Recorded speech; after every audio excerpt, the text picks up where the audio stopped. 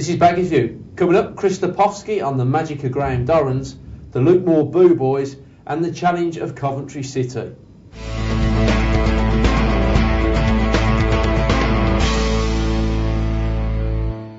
Hello and welcome to this week's Baggies View.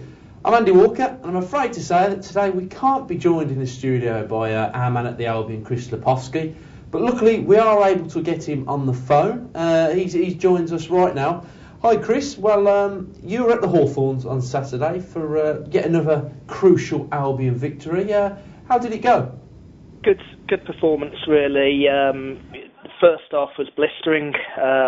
Albion defended not particularly well, I have to say.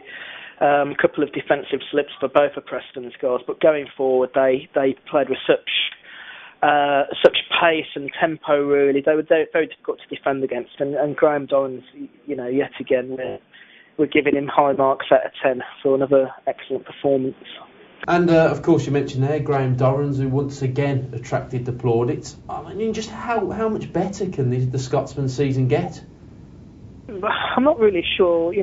Perhaps to choose some lottery numbers or something along those lines, possibly could. But as an all-rounder, it's very difficult to pick out any faults in his games. He can tackle, he's got a wide range of passing, he can score goals, he can set them up for others, as he showed on Saturday. He plays with relatively decent pace. There isn't an obvious sort of deficiency in his game at the moment.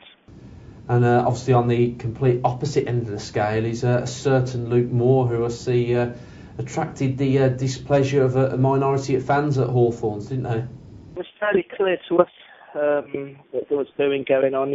Interestingly, changed to a couple of radio reporters who actually heard it through their own earphones or headphones rather. So, it wasn't just a few people, it was a fairly sizable minority, if you like. And it's unfortunate because, listen, Luke's not done himself any favours over the last 2 years. He's maybe not produced the kind of form that we expected. His goals return has been awful, frankly, for a striker. He clearly has other qualities, but we've not seen enough of those. And, his body language isn't always what it should be. Certainly not in the, to the same degree as some of his teammates. They always look really confident, bubbly. Luke isn't like that, and unfortunately that doesn't reflect well on him, whether or not that's just the way he is, or whether he really is unhappy. But it's unfortunate really that the fans did turn in on him like that. But it was interesting that the reaction almost straight away from the majority of fans was to start chanting his name and singing his name, really, which just showed how much of a split there was in that respect. Of course, we've heard talk that Albion are taking a look at Calum Davenport. What is the latest on that situation, Chris? Oh, it's probably sensible at this stage to downplay it a little bit. He's in to see where his fitness is. He's not kicked a ball for however many months because of his incident, his domestic incident, which we know all about. That's still got to go to court.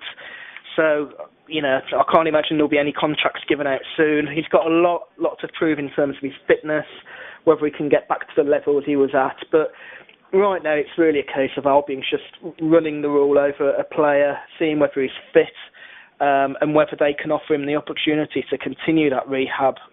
And of course, one of Davenport's ex-clubs, Coventry, is up next for Albion.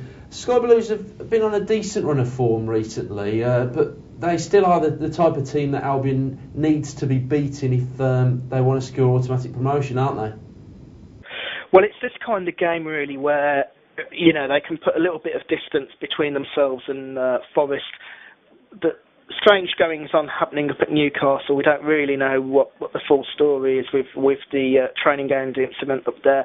It's a great opportunity for Albion really to just cement their place there. I mean, we don't know, we can speculate how many Albion wins are needed to seal promotion, but, a victory tomorrow and the wrong result for Forest would really give Albion a huge lift, and you'd have to say it'd be very difficult for them to lose it from that position of strength. But like you say, Coventry have done well recently. It's going to be a tough game. Well, thanks for that, Chris. And you'll be delighted to hear that you have the opportunity to put your questions to Chris on all things Albion during a live web chat from 11 to 12 on Wednesday.